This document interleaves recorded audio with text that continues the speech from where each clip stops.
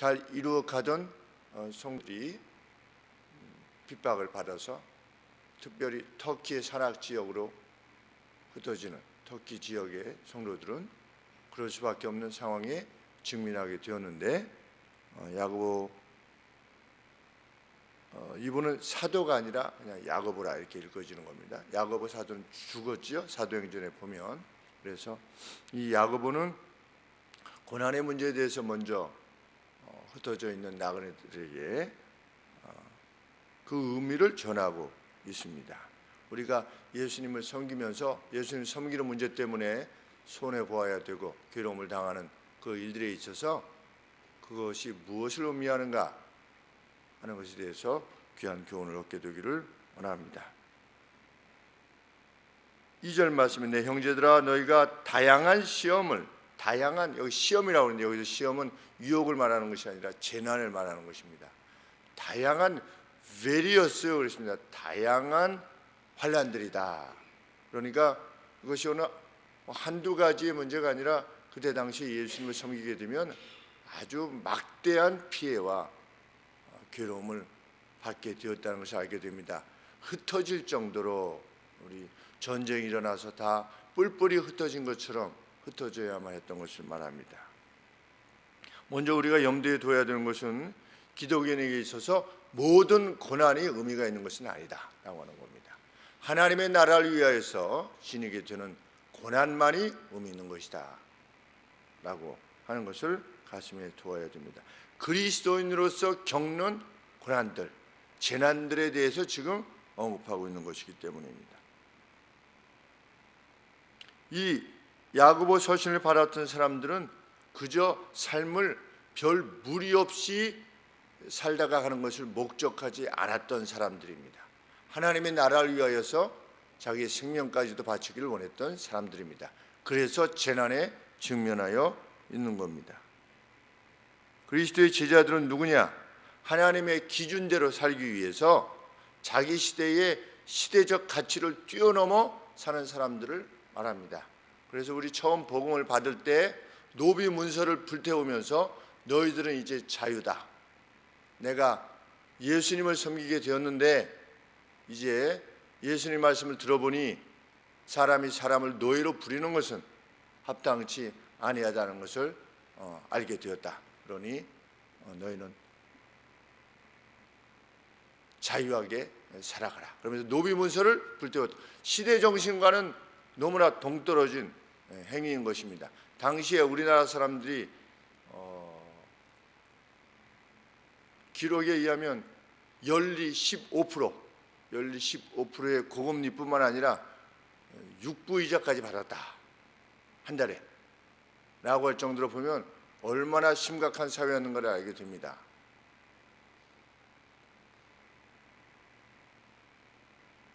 한용운이라고 하는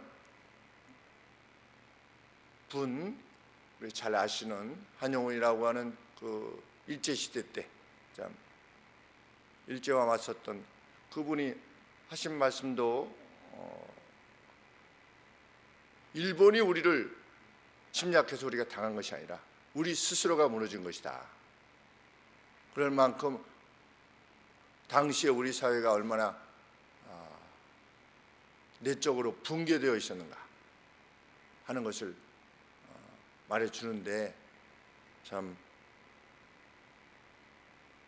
오늘도 이 하나님의 기준과 세상의 기준이 너무 다릅니다. 그런데 하나님의 기준대로 살기 위해서 그 어떤 대가도 지불하기를 마다하지 않은 사람, 그 사람이 하나님의 사람이다. 그 사람이 겪는 재난, 그것에 대한 의미를 부여하고 있는 것입니다. 미움받고 무시받고 핍박당하는 시련들 모두를 감당하기를 원하는 사람입니다. 성경은 그러한 재난들이 그리스도로 말미암아 직면하게 되면 그것을 기쁨으로 여겨라 그랬습니다. 기쁨으로 여겨라. 온전히 기쁘게 여겨라. 그것 모두를 기쁨으로 여겨라 그랬습니다. 어떤 차원에서 그 재난들, 예수님을 위한 재난들이 기쁨이 되는가? 재난이라는 테스트, 재난은 우리에게 분명 테스트지요. 이 테스트가 실은 벼림이 된다고 하는 차원. 우리가 어렸을 때 대장간에서 막 뜨겁게 해가지고 이렇게 치지 않습니까? 쇠를. 그럼 쇠를 치면 칠수록 단단해진다고 그러죠. 그것을 벼린다 그러죠. 쇠를 벼린다. 그런데 이 고난이라고 하는 테스트가 우리 자신의 어떤 영혼의 벼림을 가져온다고 하는 사실, 그래서 강해진다고 하는 사실, 그 사실로 인해서 기쁨으로 여겨라. 우리는 믿음이 좋아지길 원합니다. 그런데 거저 믿음이 좋아지지 않습니다. 그리스도를 위한 희생이 있을 때 믿음이 좋아집니다. 하나님을 위한 희생과 헌신을 해본 사람이 하나님을 더 사랑하게 됩니다. 찔끔거리면서 하나님을 섬기는 사람, 믿음이 더 좋아질 수가 없습니다. 그래서 하나님께서는 믿음의 선진들을 연단시키신 겁니다. 대표적인 인물이 다윗입니다. 바로 왕으로 만들지 않았습니다. 점점 더 하나님이 어떠하심에 대해서 알게 되는 것입니다. 요셉 역시 그러하였으며 아브라함 역시 그랬고 야곱 역시 그랬습니다. 재난이 왔죠. 하나님의 약속을 사모했기 때문에 자신에게 재난과 시련이 왔습니다. 자기 사라를 뺏길 뻔했습니다. 무엇 때문에 뺏기게 된 겁니까? 하나님이 가라고 해서 갔는데 빼앗기게 된 겁니다. 그런데 하나님이 나타나셔서 그것을 막으셨습니다. 아브라함은 나보고 가라고 하신 하나님이 신이 어떤 신인가를 알게 되는 겁니다. 그러면 점점점 더 깊어지는 겁니다. 신앙이. 믿음의 시련들을 이겨낸 성도들에게서 발견되는 견고함, 흔들리지 않는 그 견고함, 그것을 우리는 알고 또 봅니다. 그거 이런 거야. 막 이렇게 막 어려우면서 이거 막 어떻게 할지 모르고 있는데 더 험한 세월을 보내신 것 같이 보이는 성도님이, 집사님이, 권사님이, 장로님이 그거 이런 거요. 이러하니 이렇게 잘 견뎌내시오. 이럴 때 더할 수 없는 위로를 받게 되는 이유가 거기 있는 것입니다. 이미 벼림을 받은 그 분명한 신앙의 모습을 보기 때문입니다. 성경은 벼림이 온전한 결과를 이루어내기까지 하라 그랬습니다. 온 인내를, 그 벼림을 온전히 이루라. 왜냐하면 너희로 온전하고 구비하여 조금도 부족함이 없게 하려고 하나님께서 재난을 허락하시는 것이기 때문이다. 담금질을 많이 한 칼은 더 단단해지는 것처럼 완전해져라. 더 강한 믿음의 전사가 되라.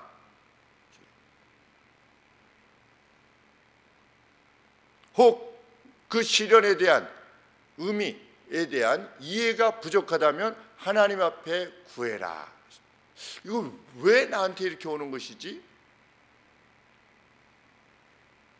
오직 믿음으로 구하고, 5절 말씀에 너희 중에 누구든지 지혜가 부족하거든. 이건 왜 내게 오는 거야? 나 하나님 잘 섬기려고 하는데 왜 이런 게 오지? 라고 하는 데에 있어서 지혜가 부족하거든 모든 사람에게 후히 주시고 꾸짖지 아니하시는, 야 그것도 몰라? 이렇게 하시지 않고 후히 주시고, 힘들지 내가 너한테 이렇게 하는 것은 이런 의미야 라고 우리에게 주시는 하나님께 구해라. 하나님, 저는 의장대 중대장님한테 쪼니 먹고 주지 않아가지고 그러면 더 잘 돼야 되는데 왜 화학산 산꼭대기에 와 있는 겁니까? 이게 물으라는 겁니다. 하나님 앞에.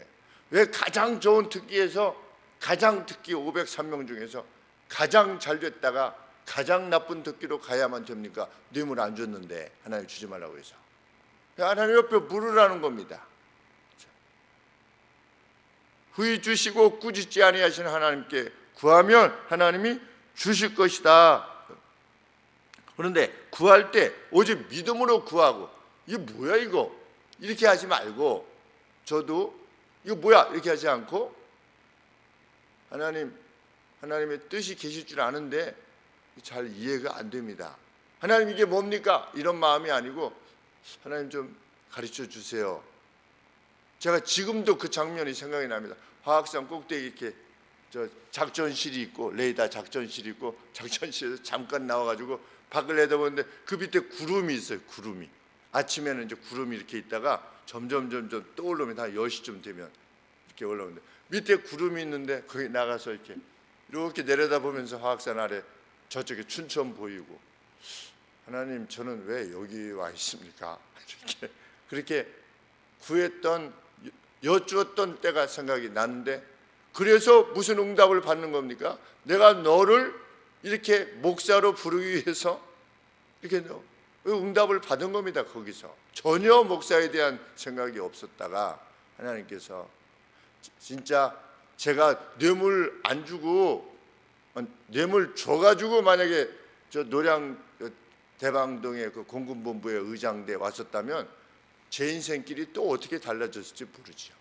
그런데 참 이토록 목사로 불림을 목사가 된다는 게 쉬운 일이 아니지 않습니까? 사실은 제가 중고등학교 때 아버지 목사님인 사람 이렇게 손들어 보면 그 중에 손든 아이가 있으면 오유 아버지가 목사님이야. 야 목사의 아들 되기도 쉽지 않겠다 이런 생각을 제가 했었거든요. 근데 목사가 된다는 것이 어떻게 보면 굉장히 희귀한 일이지요, 사실은. 그런데 어떻게 그렇게 될 수밖에 없었느냐? 하나님 앞에 여쭈었을 때 저로서는 재난이지요.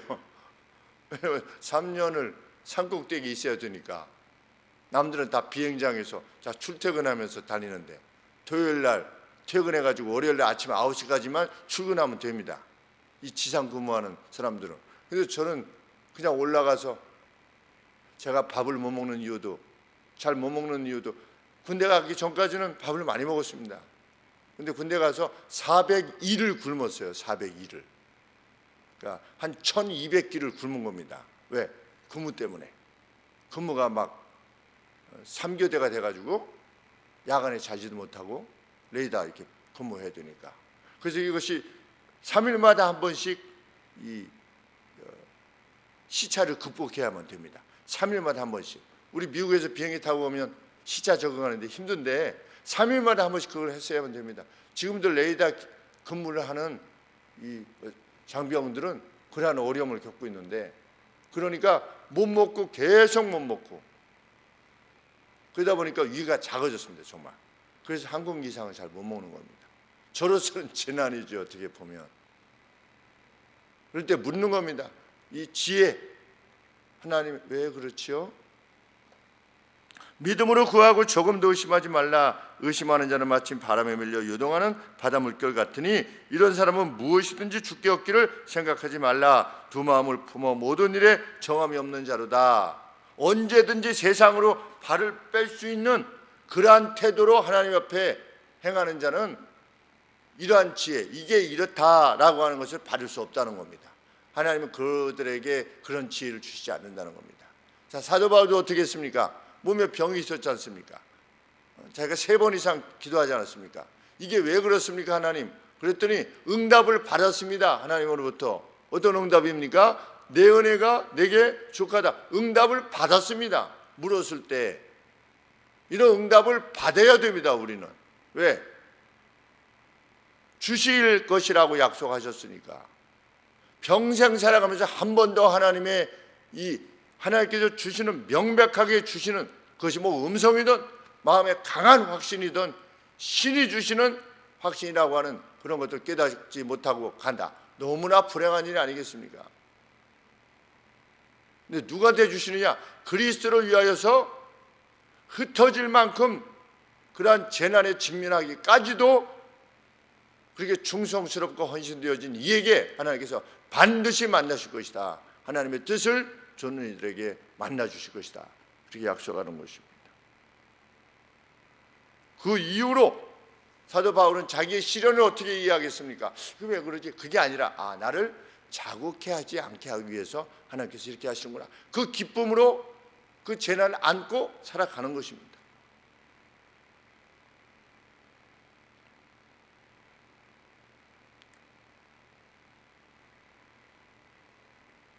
그 지혜의 토대가 될 수 있는 또 다른 것을 야고보는 밝히고 있습니다. 어떤 사실이, 궁극적인 어떤 사실이 하나님께서 지혜도 주시는데, 물론 이 사실을 깨닫는 것도 하나님이 주시는 지혜 가운데 하나이기도 하지만, 어떤 근본적인 사실이 우리에게 지혜일 수 있는가? 하나님 말씀해 주시는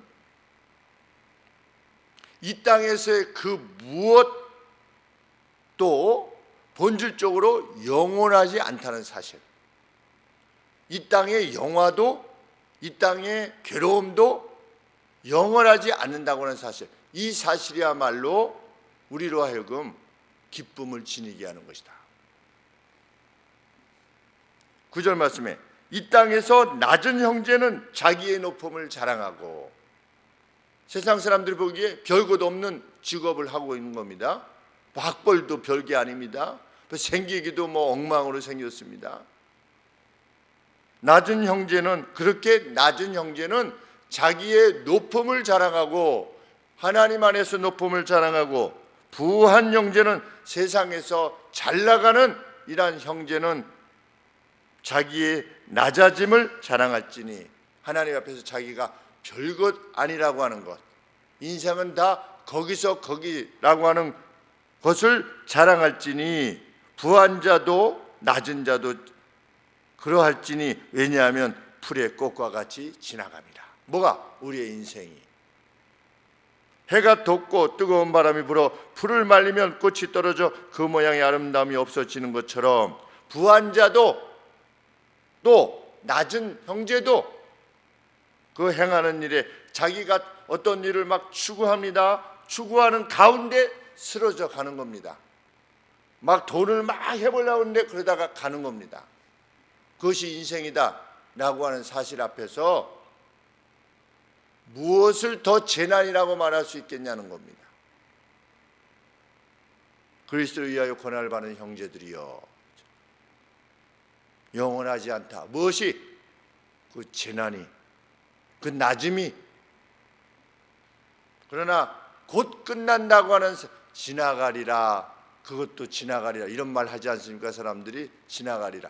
지나가리라만으로 기쁨이 될 수 없습니다. 우리에게 기쁨이 되는 것은 그 뒤에 있는 말씀 때문입니다. 12절 말씀에 시험을 참는 자는 복이 있도다. 이곳에 옳다 인정함을 받은 후에 주께서 자기를 사랑하는 자들에게 약속하신 생명의 면류관을 얻을 것이기 때문이다. 이것이야말로 우리들의 기쁨의 근원입니다. 무엇으로 우리가 인정받겠습니까? 이 땅에 살 때 주를 위하여 행했던 모든 희생, 헌신, 참음, 견딤, 이런 것들이 우리가 하나님을 참으로 섬겼다라고 하는 증거가 될 것이다. 증거를 보이라는 겁니다. 너는 어떤 증거가 있었냐? 저는 이러이러했나이다. 이게 뭡니까? 너는 어떻게 했느냐? 주인이시여, 주님께서 허락하신 5달란트로 이렇게 열심히 일해서 제가 5달란트를 남겼나이다. 그 5달란트가 뭡니까? 우리가 그리스도를 위해서 행한 모든 것을 말하는 것입니다. 재난, 무시당함, 손해, 억울함, 이게 무슨 상관입니까? 곧 지나가는데. 그런 그리스도인을 봐야 됩니다. 우리 세상은 여기가 정말 짧은 인생이라고 하는 사실에 대해서 분명한 인식을 지닌 사람같이 이 땅을 살아가는 아름다운 사람, 너그러운 사람, 그런 사람을 봐야 됩니다.